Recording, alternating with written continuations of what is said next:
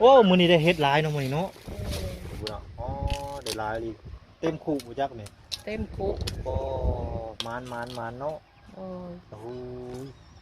มันสลับกันมื้อน่ะเฮาไปเนาะ2มื้อเองออกไวอีหลีออกไว้อะไรเด้มื้อน่ะมันยังอยู่ในดินอยู่เนาะโอ้มันยังบ่ทันได้พ้นขึ้นมามื้อเฮาไปครั้งมื้อทำอีกหาได้แล้วมื้ออื่นมืออื่นให้โอ้ยืนแม่นบ่อันนี้หน่อไม้ยังนั่งหน่อไม้ลอยมื้อน่ะอันนี้หน่อไม้นั่งมื้อหน่อไม้ยืนมื้อน่ะ มือทำไมเต้นแล้ว มือหน่อไม้เตะน่ะมาให้ข่อยบ่ขอบใจเด้อให้คืนบัดนี้ขอบใจข่อยบัดนี้ใจเด้อว่าใช่ว่าดู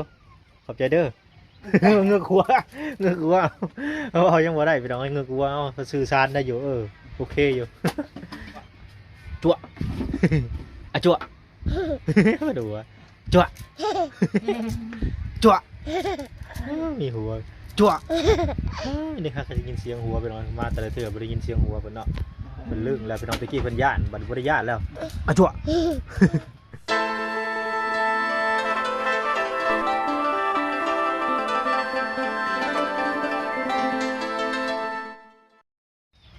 เราไปลองเปิดภาพมาโมนี่ป้าตัวตั้งไอ้วันเป็นเพียงเด้เต็มคุเต็มหาวสบายเลยวันเด้อ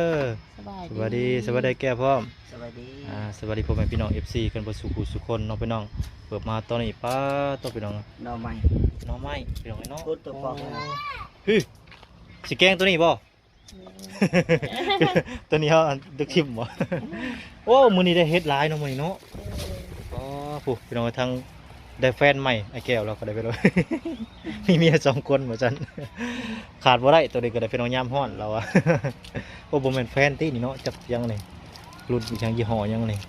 GO เหมือนกันโอ้รุ่นดีได้เนาะเท่าไรอันนี้ฮะ350,000คุกแล้วทับคน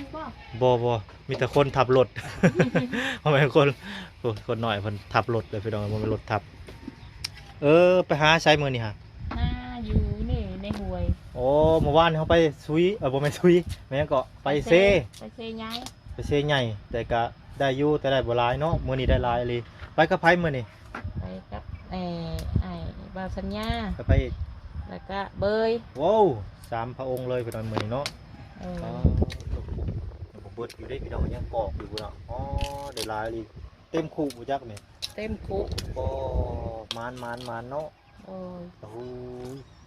มันสลับกันมื้อน่ะเฮาไปเนาะ2 มื้อเองออกไวอีหลีออกไว้อีหลีเด้มื้อน่ะมันยังอยู่ในดินอยู่เนาะมันยังบ่ทันได้พ้นขึ้นมามื้อเฮาไปครั้งมื้อทำอีกหาได้แล้วมื้ออื่นให้ยืนแม่นบ่อันนี้หน่อไม้ยังนั่งหน่อไม้ลอยมื้อน่ะอันนี้หน่อไม้นั่งมื้อหน่อไม้ยืนมื้อน่ะมือทำไมเต้นแล้วมื้อมีหน่อไม้เต้นบัดนี้บ่แม่นอึ่งเขียดเด้เนาะว่าขับพ้นโต๊ะอีกบัดนี้เนาะไอ้แก้วข่อยสิเตรียมสุดใหญ่เลยบัดข่อยสิซื้อเกือบบูดมาไปเลยบัดนี้ไปหาเบิดมื้อเบิดคืนเลยโอ้ท่านก็หาหน่อไม้มาพี่น้องเอ้ยเนาะป้าโตทาง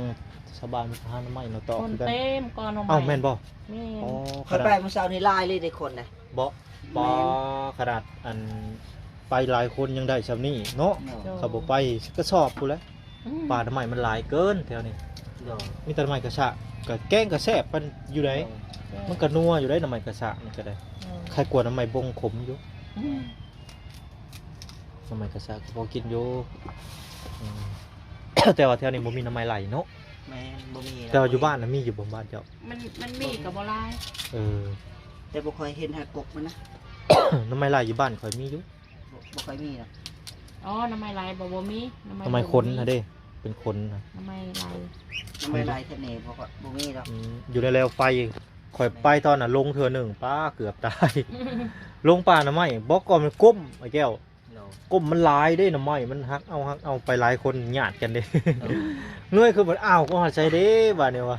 ตายลงทางขณะกลางเว้นได้ฮะมันมืดปึ๊ดตื้อไปเลยบัดนี้พวกใหม่ว้าวก็คือจะนอนให้อยู่เลยเดี๋ยวนอนแถวต้นไม้หั่นแหละคนนอนเฮ้ยคนนอนลิงระยะแล้วเป็นลิงลูกน้อยแล้วน่ะลูกน้อยเฮาบ่สอบปานใดเนาะ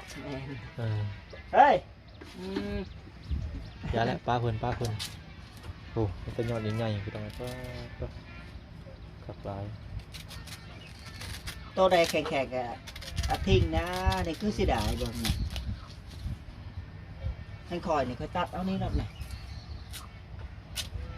คือไอ้แก้วมาแต่เบิ่งรถไทยเราก็ไปลัดเอาอันเมียเราเนาะพี่น้องไปลัดเอาอยู่ปุ๊อยู่ก้อนน้ำไม้ผู้เจ้าก็ไปซับน้ำอยู่บ่ บ่ ไปลัดเอาซื่อเนาะอย่าเมียลงทางว่าซั่น ห้อยโดนแท้อลีได้โดนได้โนโดนเติบข่อยก็คิดว่าห้อยคือโดนแท้ ว่านี่ตัวน้อยน่ะก็ให้นะ อ๋อคน บ่ได้ น้อย เฮ็ด ให้ หยังมาเนาะ อ๋อโอเคโอเค สิเบิ่งรถไทยก็เบิ่งได้แง่ๆแง่ๆมันเฮ็ดได้ อ่ะเบยนอกพี่น้องเนาะเพิ่นเมื่อยแฮงนอนแล้ว อยู่ไสล่ะ ปุ๊ยังพูดละเพิ่นบ่ไหวละเพิ่นเมื่อยแฮงเด้บ่ติเพิ่นละพี่น้องเอ้ยเพิ่นเมื่อยให้เพิ่นพักผ่อนซะบ่สิมามาให้เพิ่นมาเบิ่งน้ำไม้มาสบายดีพี่น้องครับเพิ่นบ่ไหวพี่น้องเอ้ยเพิ่นนอนแล้วบ่ไหวมื้อหน้ามื้อไหนก็สิพาไปหากินอีกเนาะให้เพิ่นพาไปหาอันสอนกุ้งสอนเจ้งอยู่เซกับบ้านให้ใส่มองก่อนอ่ะเบยนี่เคยหว่านแฮอยู่บ่เนาะจักแนวใดก็ไอ้แก้วได้ซะเคยหว่านแฮบ่ กับพอได้อยู่ ก็พอได้อยู่เนาะ เคยหวาน อืมจะได้น้ำมาหลายปลามันบืนมาผุ่นบืนพี่ปลาดุกปลาขอแถวนี้ให้เจ้าลองหวานเบิ่งกระตึกมองเบิ่งเนาะหวานให้ไหลมองมันเสร็จจังได้บัดนี้แกงบ่ แกงต้มไง ต้มน้ำเนาะ ต้มจิ้ม โอ้สิต้มเบิดหัวนี่บ่ต้มเป็นเนื้อหัว บ่ นี่ อันนั้นปาดบาง อ๋อ ๆรำใหญ่ๆ โอ้ ต้มจิ้มกับแจ่ว ซื้อกะปิค่อยว่าซื้อ แม่ เจียวกะปิค่อยมักได้เจียวกะปิ ตำเนาะ แม่เฮ็ด ก็ เจียว มี กะปิ มีใส่ ใส่เห็ดหวานๆจังน้อย โอเคเดี๋ยวขอยไปซื้อกะปิ เขาไปซื้อกะ แก ปิ งแต่ มา แกงกินคู่มือเนาะ เออ ต้ม เปลี่ เอา ยน อีก ต้ม เปลี่ยน จำกินกับกะปิอันนี้แก้วกะปิก่อนจากบาท อิหยัง ใช่ไหมยัง บุงกือเนาะ คือน้อย นี่ไปได้กินและต้ม ต้มข่อยก็มักอยู่ให้ต้มน้ำมันเกงน้ำมันกินดูกินหลายกับบดีได้น้ำมันนี่เป็นหนึ่งเขาว่าเป็นลำไส้ใหญ่เลย บอก เป็นกระเพาะก็ได้กินคู่มืออะไรก็ได้ อืม แต่ว่าบ้าๆเอามือสองมือสามมือกินเท่านึง เฮ้ยบางร้อน เพราะว่าอันตะกี้อันทางสาวโนนเพิ่นก็กินคู่มือเดียวตะกี้นะคือทางเมียคอยหาซื้อกินตลอดคู่มือจนว่าเป็นกระเพาะลำไส้ใหญ่ไปตรวจเบิ่งป้อ อืม เลยอย่าให้เพิ่นกินห่างๆเลยอันทิศหนึ่งกินต่อเทื่อหนึ่งสองเทื่อประมาณนี้เพิ่นมักถ้าได้แกงหน่อไม้ก็ตำหุ่งโอ้ แม่เขาก็มักแกงใหม่กินคู่มือก็บ่เบื่อ แต่ว่าแท้ห่างกายมันไหม้เด้มันเป็นไหม้เด้แข็งขาดแข็งถ้าว่ากินโดนๆกินเทื่อก็อาจสิได้บาดนี้มันก่อโตเป็นลำไส้ใหญ่ไม่ยังคือกระดังกินหลายกับบดี คือหมีกับไข่ก็อะไรกินกูมือก็เบื่อกันได้อืม หมีนี่กินหลายกับบวมเป็นบวมตะกี้คอยอยู่อันเวียงก็ได้คือกันได้เป็นลำไส้ใหญ่ก็แรกก็ได้กินละนอนเด้เพราะว่าช่วงโควิดนะเด้ไอ้ก็ไปเฮ็ดอยู่เวียงอ๋อเขาค้างไว้ อยู่ในหอพักนะฮะซ้ำถือคุกคูโหดโพเอ้า เขาข้างปะไม่ได้ไปทางไหนเนาะ แม่น ไปใช้กับบ่ได้โควิดเด้ช่วงนั้นเฮียน ไป 2019 ซ้ำว่าเฮาจากมือ ป้าครั้งเป็นปีอยู่แล้ว อยู่ว่าจักมือ จนครบเป็นวิทย์ยามโควิดอยู่แล้วอยู่ว่าจักมือกินจะมีกับไข่หั่นมันบ่ได้มีหยังไปตลาดก็ไปบ่ได้ มีแต่ที่เจ้าได้ซื้อมา บางทีก็สั่งฟู้ดแพนด้ามากินเท่านั้นแหละ เฮาก็เฮามีเงินเฮาบ่มีเงิน โอ้ยไปขอกู เพ แล้ว ราะ กั มัน นเขาเลี้ยงคือกัน บ่ได้หอพักน่ะปีเช้าน่ะบ่แพงปีละ400,000กีบบ่แพง บ่เฮาอยู่ในหันว่ามันเขาเลี้ยงเขาเลี้ยง บ่ได้บ่เรียก เอง ซื้อกินเองได้เขา ก็คือเฮาอยู่ในคุกชนกว่าอ้าวอยู่ในคุกเขาเลี้ยงแบบเขา แม่น พวกน้ำมันหยังอะนะ อันนี้หอพักเลยต้องใส่กินเอง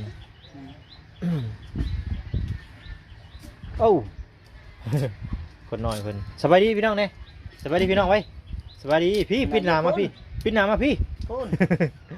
กล้องอยู่พี่เอาปิดหน้าสบายดีบ้านนี้โอเคบ๊ายบาย วางก่อนเอาให้ได้ สบายดีเก็บได้เก็บเอาลูกปะ โอเคเก็บเอาเนี่ยจะให้เป็ดบ่น่ะมาให้ข่อยบ่ขอบใจเด้อให้คืนบ้านนี้ขอบใจข่อยบ้านนี้ใจเด้อว่าใช่ป่ะดูขอบใจเด้อ เงือกหัวเอายังบ่ได้พี่น้องเงือกหัวเอาสื่อสารได้อยู่โอเคอยู่ เงือกว่าไปโดยชวาแล้วขอบใจเด้อไปชวาอีกแล้ว โอเคสื่อสารได้เรื่องมา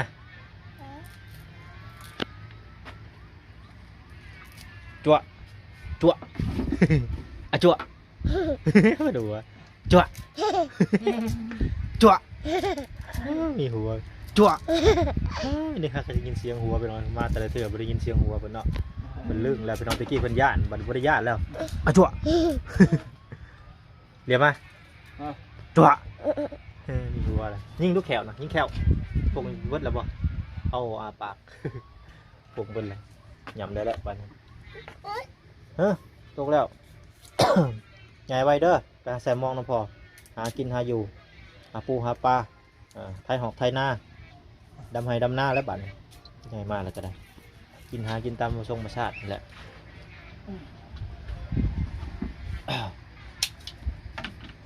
โอ้อาวุธเราก็ได้ เอาเปิด สิแกงตอนเที่ยงบ่เอ้ย โดย อ๋อแกงตอนเที่ยงเนาะพอดีให้ทางน้องน้อยเพิ่นมีอาหารอีกเพิ่มไปอีกมีอาหารแล้วก็ประหยัดมูลค่าไปอีกบริษัทของกินหลายเนาะ โดย อืมแกงน้ำต้มน้ำน่องมื้อนี้เนาะ2เมนูเลยอันนั้นตำก็ได้ได้ แม่น ตำก็แซ่บคือกันเด้อเลยเพราะว่าทางอันสนุนเพิ่นก็ตำซัมปะปิตะกี้เขาก็เคยกินน้ำสนุนเพิ่นนั่นแหละตำก็แซ่บได้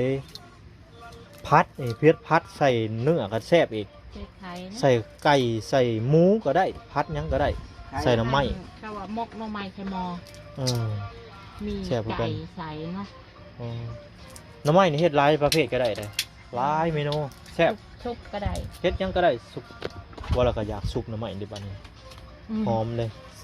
ใส่ใบบักฉังบ่ะ เนี่ย เอาเด้อ ใบบักฉังฮะ นี่น่ะ ใบบักฉัง แม่น ไม่ใช่ก็ ต้นน้อยๆปุ๊บ โอ้ ทางน่ะ ทางคุณบ่ แม่น สุกเนื้อตะบานเนาะ แม่น สุก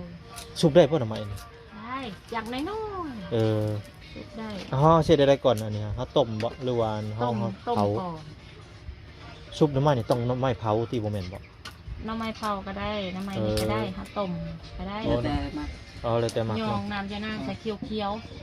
แม่น ๆแล้วก็ สุก ใส่ใบ น้ำมัน มักซังโอ้ โอ้ยหอม ใส่ไก่สักนิดนึงโอ้ อืม ผัก แซ่บได้เรื่องอยู่มีแต่ตอนเที่ยงพุ่นแหละเนาะทางบ้านประจิตต้มแล้วก็แกงตอนเที่ยง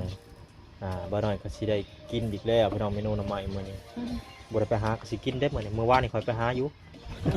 แต่ว่ามาบ่ทันไปภารกิจมาเราแกงแล้วตอนนี้ มื้อนี้เฮาสิไปใช้เลยบัดนี้ มื้อนี้จักสิมีภารกิจหยังพี่น้องเอ้ยมื้อนี้ก็ได้ข่าวว่าบ่มีก็ เดี๋ยว นี่แห สิ ละ ไปพูดอีกบ้านโป่งนี่ว่ะ ไปใช้ เดี๋ยวไปเบ่งรถอีกคนนี่ว่ะ มีอีกบ่ นี่ ฟังเบิ่งก็มันเด็ดก็จะสิได้ไปหรือบ่เพราะว่าบ่เด็ดก็ไปเบิ่ง ตัวนี้ไกลกว่าแต่เมื่อวานนี่ไกลตัวนี้ใกล้ๆเอง อ๋อตัวนี้ใกล้ๆเองซะเนาะเอาไปได้อยู่ขี่รถจักรไปเนาะนั่นแหละ ประมาณ2หลักหรือ3หลักนี่แหละ ได้อยู่เมื่อวานนี่มันทางยากเนาะเนาะ แห้งน้ำมันแห้งไง อันนี้ โคตรยากเลย ความเท่ขึ้น อ๋ ไป อ นิดนึง พอดีแล้วเขาสิไปขามเซเลยยังบ่ได้ขามไปจักเทื่อทางนั้น ทางห้วยจมนี่นะไป อืม ทางนี้นะ โอเคไปเบิ่งก็ไปเถอะ ทำทางบาลาไปแล้ว อืม เอาไปก่อน แม่น ตกได้ลูก เป็ดนี่ยามกลางเว้นนี่นอนนี่เห็นบอกพี่น้องยามกลางคืนนี่ร้อนหากิน ร้อน บ่รับบ่นอน บ่รับบ่ เมื่ น อ อน คืน หากิน ห่วง น้ำ ยัง หอม บ่ฮู้ ป่วงอย่างเดียวป่วงน้ำของอยู่ของกินนี่แหละบอกว่าแต่เป็ดพี่น้องไอ้คนกับป่วงกันบัดยามฝนตกเนาะโอ้ยเขาได้อันอึ่งอิงหลายกับผู้แล้วจะเกือบซอดแจ้งผู้แล้วกันก็ได้จะว่าไฟคมดูดหัวผู้แล้วข่อยกั้นได้บ่เด้อข่อยมันไฟคมดูดหัว ปวดหัวเนาะเจ็บ ปวดหัว สมองตื่นโพด เจียบสมองตื่นโพด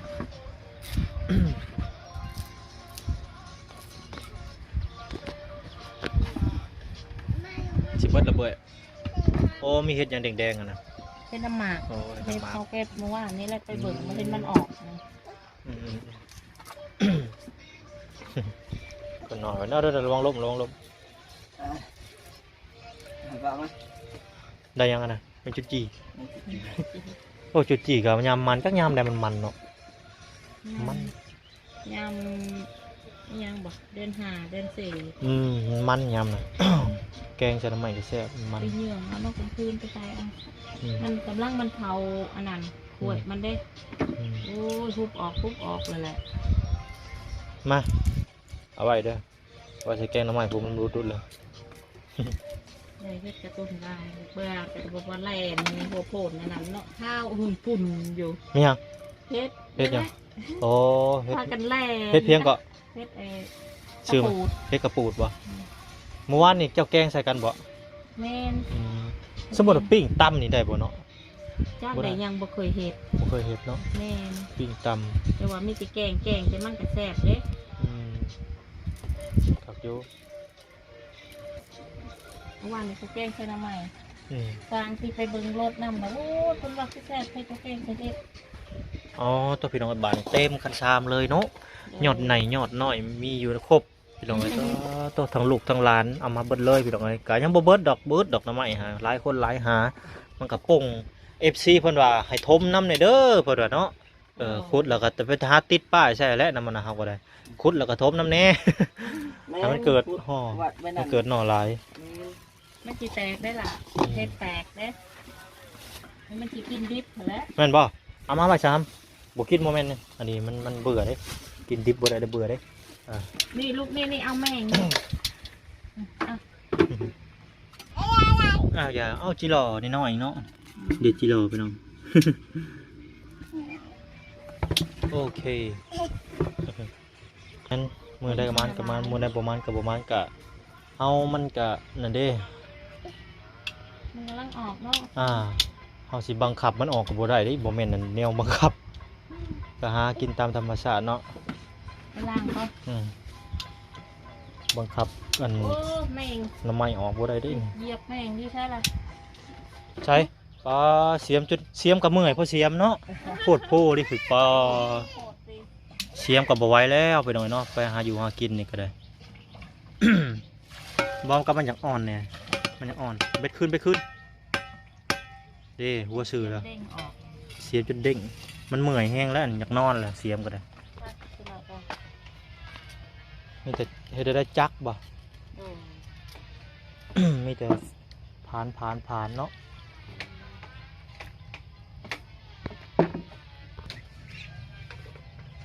ขาวคักกะลีก็จะจวดเลยนี่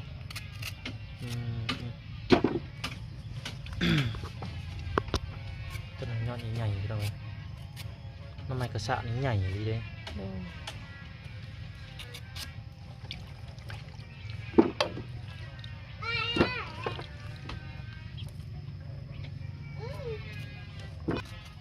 น้องพี่น้องกะ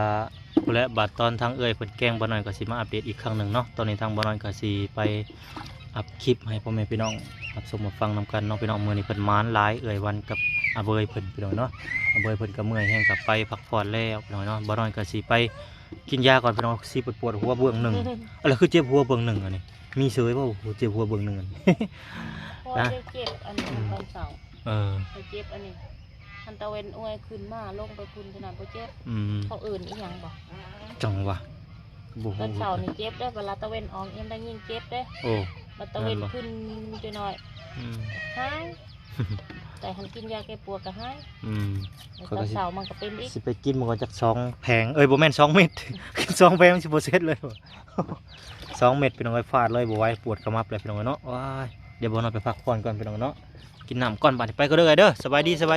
พี่น้องเนี่ยโดยไปก่อนพี่น้องไอ้บาดนี่เวลาจะมาหากินแกงหน่อไม้น้ำเอื่อยเพิ่นมาเบิ่งหน่อไม้แกงหน่อไม้เพิ่นแกงก่อน